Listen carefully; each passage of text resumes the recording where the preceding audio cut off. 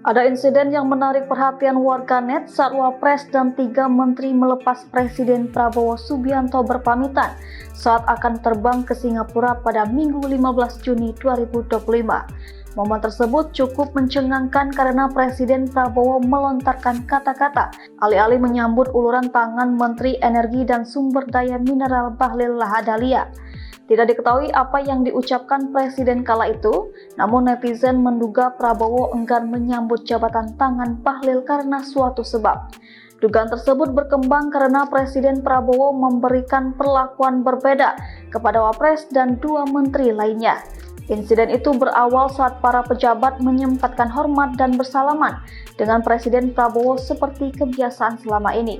Pertama, Wapres Gibran melakukan hal tersebut. Lalu saat Menteri ISDM Bahlil hormat dan hendak bersalaman, tidak nampak Presiden Prabowo menjulurkan tangannya.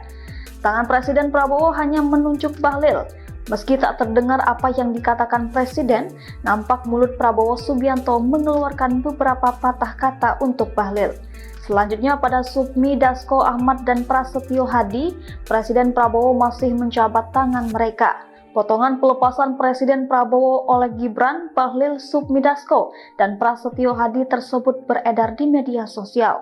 Namun tak ada konfirmasi resmi dari pihak istana terkait momen tersebut.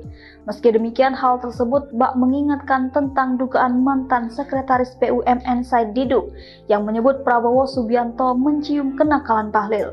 Hal tersebut diungkap Said Didu saat mencoba membongkar mafia tambang nikel di Raja Ampat. Podcast dengan Abraham Samad, Said Didu menyebut rekayasa Bahlil telah tercium Presiden Prabowo. Selain itu, Said Didu mengungkap PT KW Sejahtera Mini, satu perusahaan yang IUP-nya dicabut oleh milik 9 naga Aguan atau Sugianto Kusuma. Said Didu pun menyebut jika Bahlil anak yang nakal yang sudah berani membohongi Prabowo.